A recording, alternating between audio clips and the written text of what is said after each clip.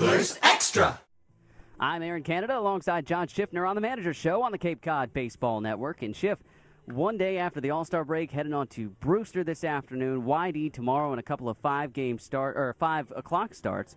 And these are very crucial contests in the Eastern Division with both Brewster and YD at the top of the division. They all are crucial now because of the situation that we're in. But anyway, before we start, I need to say one thing. You did a great job the other night on Take Me Out to the Ball Game. That was fabulous. Secondly, folks, I would like to apologize for the way I look. It's really hot here. My teeth are sweating. Secondly, my hat looks terrible, and this is all Joe Pavoni's fault.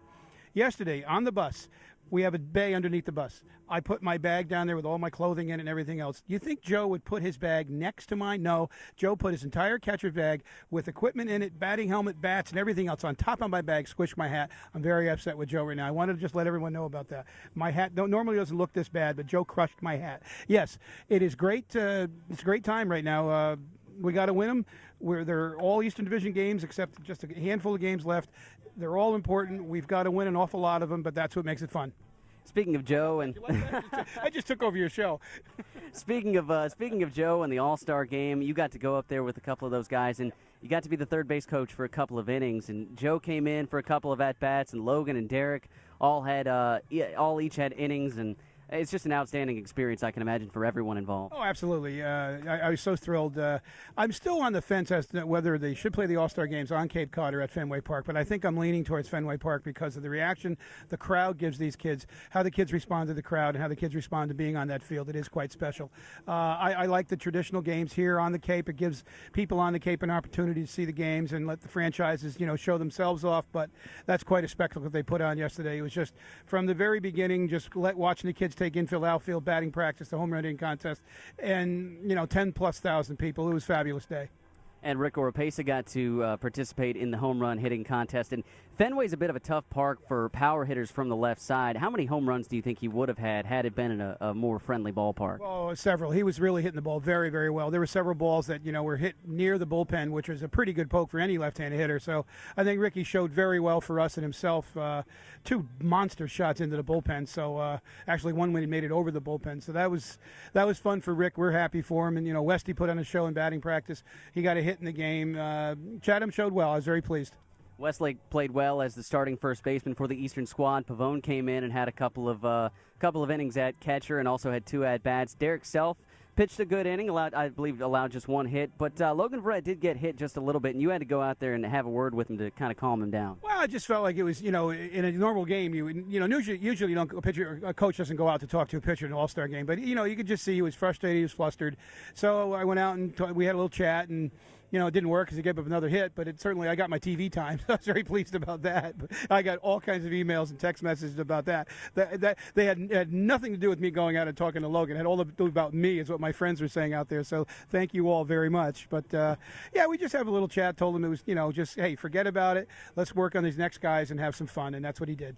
And your opinion of the play at the plate with Joe Pavone blocking the plate that was eventually called safe with the runner coming home? Yeah, you know me and umpires. I'm just going to move on with that. It's just you got to be kidding me, but okay. So another story that we've been talking about, of course, is 9 games in the next 8 days, including 2 doubleheaders that will each entail 9 games at different locations. And that, like you said, these guys are never going to see that in the pros. They're never going to see that in collegiate baseball. And I'm assuming that you've maybe never seen it before ever. So how do you really? Well, we've done this. This is not the first time. We've done this. I don't know if we had to do it last year. We did it 3 times, I believe, the year before that, 2008, I think we did it. And, it is unique, but the bottom line is it's baseball. These are kids. They're 19 to 21, 22-year-olds. They should be able to handle it. I mean, obviously, I think it's going to be more taxing to them mentally than it is physically. But, once you get to the next ballpark, after, fortunately, it's not a really lengthy bus ride from Bourne over to Falmouth, Falmouth over to Wareham. Not lengthy, it's, and guess what? It's a couple more days, whatever's going to happen. And, we got a little bit of a break on the Tuesday doubleheader. We're going to play at home and then drive over to Orleans. So, it's not like we're really bussing it's not like we had one 2 years ago where we played an 11 a.m. game at Wareham and came back and had to drive all the way back to Orleans for a 7 o'clock start. That was tough. and we were banged up real bad. Right now, knock on wood, we're in pretty good health physically. We're not banged up at all. The pitching staff's full. So, guess what, guys? It's baseball, and, there's friends of yours right now who are working a real job in the summer, a summer job.